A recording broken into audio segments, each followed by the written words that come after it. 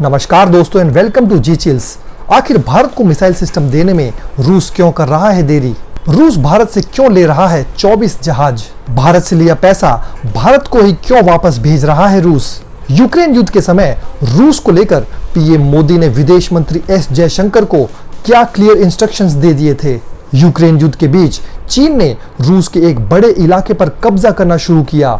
Media report में हुआ बड़ा खुलासा। वीडियो में आगे जानेंगे इन सभी खबरों के साथ साथ और भी बहुत कुछ। आइए इस रिपोर्ट को देखते हैं।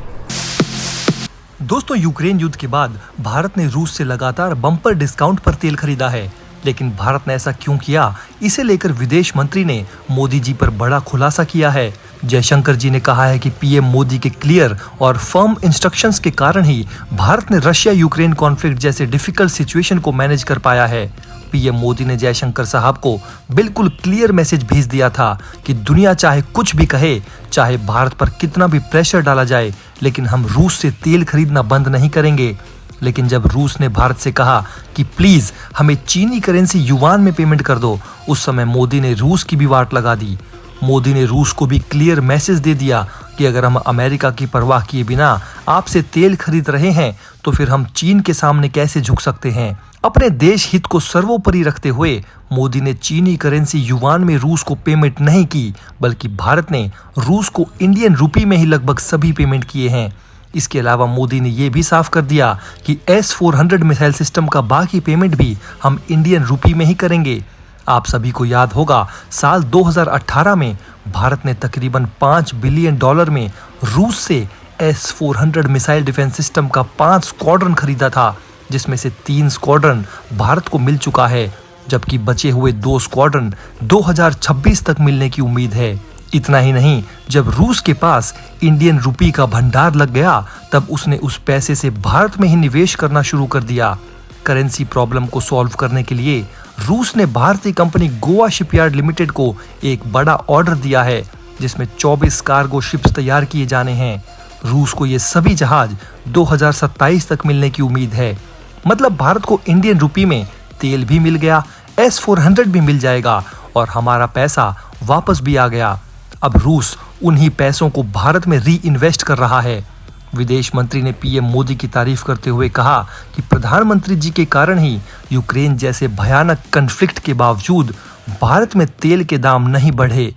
पीएम मोदी ने भारत के नागरिकों के लिए बेहद बोल्ड डिसीजन लिया था। इसके साथ ही उन्होंने कहा कि कॉन्फ्लिक्ट के समय भारतीय छात्रों को यूक्रेन से सुरक्षित वापस स्वदेश लाने में भी पीएम मोदी की बड़ी भूमिका थी। भारत और रूस कई सारे प्रोजेक्ट्स पर एक साथ काम कर रहे हैं। इसमें थर्मोन्यूक्लियर फ्यूजन से क्लीन एनर्जी जनरेट करने को लेकर भी डेवलपमेंट हो रही है। हमारा भारत 2030 तक 50% नॉन फॉसिल फ्यूल पर शिफ्ट करना चाहता है। इस गोल को हासिल करने में nuclear energy significant role play करेगा। इसी कारण चीन के बाद न्यूक्लियर रिएक्टर्स बनाने के मामले में भारत दूसरे स्थान पर मौजूद होने जा रहा है।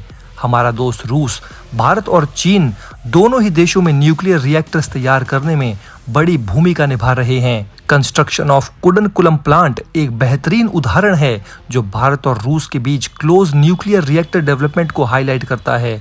इस प्लांट में रूस द्वारा दिए गए कई सारे मॉडर्न टेक्नोलॉजी यूज किए गए हैं। एक तरफ मोदी के नेतृत्व में भारत रूस को लगातार मदद पहुंचा रहा है, तो वहीं दूसरी तरफ जिनपिंग के नेतृत्व में चीन रूस के पूर्वी इलाके पर कब्जा करने की तैयारी में है। रूस के पूर्वी इलाके में चीन एक बार फिर से घुसपैठ कर रहा है। एक तरफ रूस अपने पश्चिमी इलाके में यूक्रेन के साथ उलझा हुआ है, तो वहीं रूस के पूर्वी इलाके में चीन धावा बोल रहा है। रूस के पूर्वी इलाके प्रिमोर्स्की क्राई में रूसी नागरिक चीनी घुसपैठ से परेशान हैं।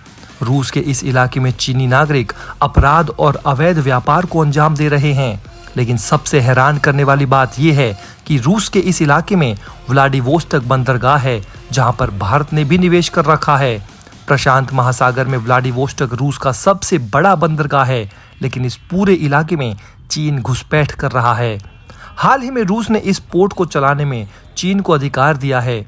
व्लादिवोस्तोक एक स्ट्रेटेजिक मिलिट्री बेस और महत्वपूर्ण व्यापारिक बंदरगाह है। इस पोर्ट से अवैध व्यापार को भी अंजाम दिया जा रहा है।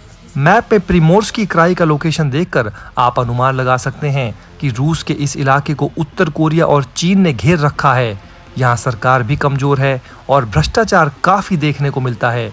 हाल के दिनों में इस इलाके में बड़ी संख्या में चीनी किसान पहुंचे हैं और वे खेती के लिए जमीन चाहते हैं। मेरे हिसाब से ये चीन की चाल है और वो रूस का जमीन कब्जाना चाहता है। मीडिया रिपोर्ट में कहा गया है कि चीनी वर्कर पहले आते थे और रूसी जमीन पर काम करके चले जाते थे, लेकिन अब ऐसा नहीं रहा। चीनी किसान इस इलाके में आर्थिक गतिविधियों को नियंत्रित करने लगे हैं।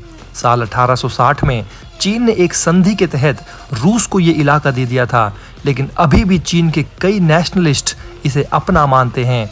कई विश्लेषकों का कहना है कि आने वाले समय में चीन इसे रूस से छीन सकता है। ये चीन का ही डर है कि रूसी राष्ट्रपति पुतिन ने इस इलाके में भारत को निवेश के लिए आमंत्रित किया है।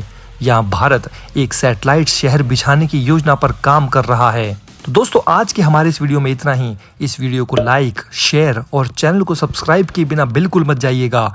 मिलते हैं आपसे अगले वीडियो में। जय हिंद, धन्यवाद।